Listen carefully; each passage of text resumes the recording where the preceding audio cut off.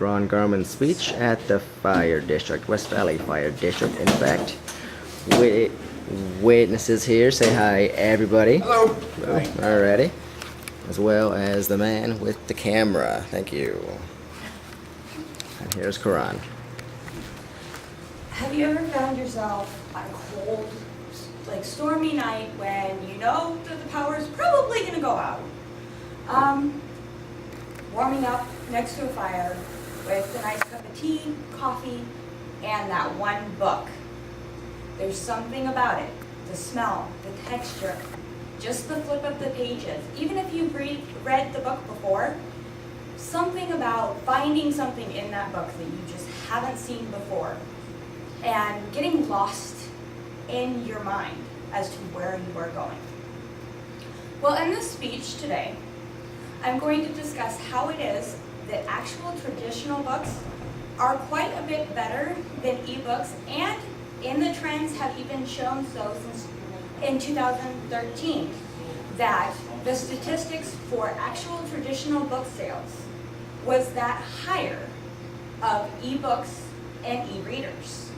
My name is KaRon Garman, and today I'm going to discuss how these have become so imperative to connections with touch, feel, and learning. The reason that I like traditional books more so than electronic books or ebooks is because these are always around for the most part. They have a long shelf life.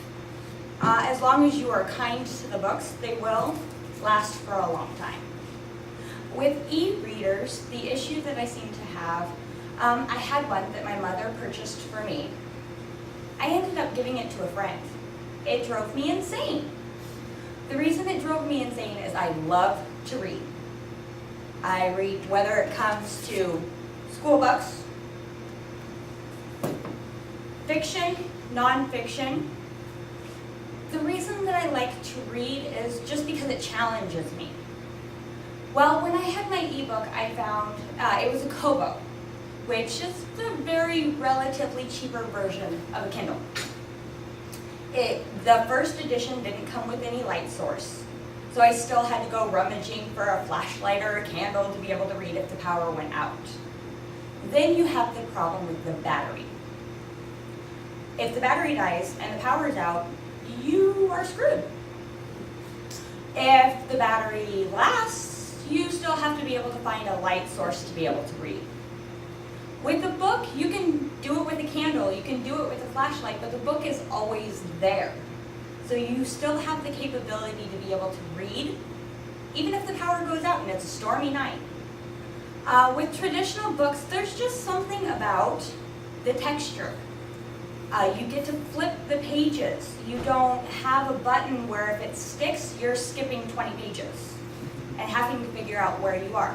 Some of these ebooks, they do come with bookmarks and they do come with lights that are attached to them so that you can read. But then again, it all sources back to the ability of technology failing. When it fails, you have nothing there. If the battery dies, you have to find a charger. If the circuit board inside the e-reader decides to fry, you have to spend anywhere between $20 and $500 to get a new ebook. They don't run very cheap compared to most books because you have to pay for that initial setup. The initial setup for the e-readers, Walmart grade, runs about $20 for the lowest grade that you can find. The higher, more expensive ones, I priced some on Amazon that ranged well over $500. And that's just to be able to read a book electronically.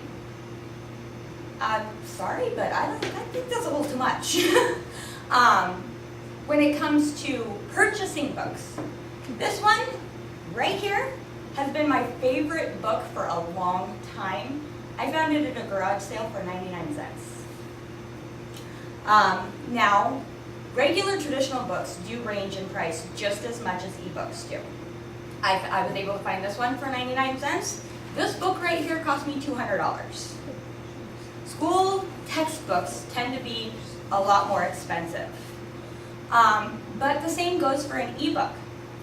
The reason that a lot of people will do textbooks on ebooks is because it's convenient and they tend to run a little bit cheaper.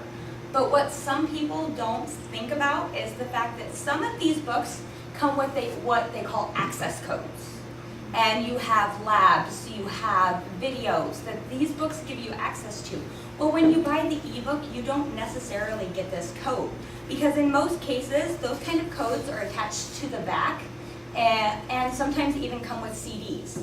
Well, I've seen in experience that having to purchase that code additionally can range anywhere from $25 to $100. So you're tacking that price onto it.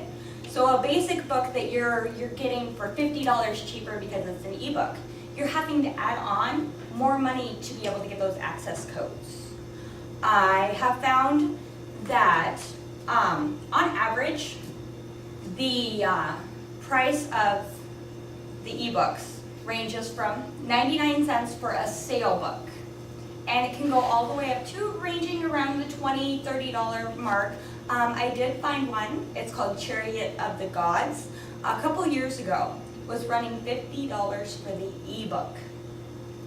It is called Chariots of the Gods. It is a book by Eric von Daniken.